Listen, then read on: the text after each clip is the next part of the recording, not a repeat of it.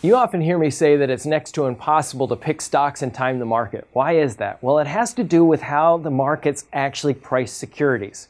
Let's say that I've got a company. It's got no assets, but we think that it's going to have about $1 in earnings a year from now, and then it's going to shut down. If I need a 10% rate of return, how much would I be willing to pay for the right to receive that dollar 1 year from now? I might be willing to pay 91 cents. Because 10% of 91 is about 9 cents, and I'm going to receive $1 a year from now. Now, let's say that all of a sudden news comes out. Oh man, it's not going to be just $1 in earnings, but it might be $2 in earnings. And that came out the day after I bought the stock.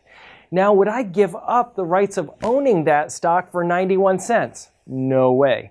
I might require a price of $1.80 to give up the ownership or the right to receive that $2 into the future. Now, this is something that we see every day when we look at stock markets. There was a report that Kroger and Target were looking at merging. Well, when that news came out, it looked like both companies were going to have better profits in the future. Maybe not just 1 year in the future, but 2, 3, 4, and 5 years in the future. All of a sudden, the people that own those stocks required a higher price to give up the rights of ownership.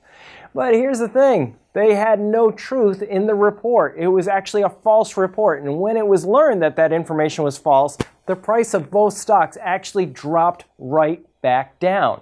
So in essence, you have to be better than everybody else at predicting what earnings are going to be for companies not just a year from now, but 2, 3, 4 years in the future. Very difficult indeed. And that's why very few people have any success with stock picking or market timing.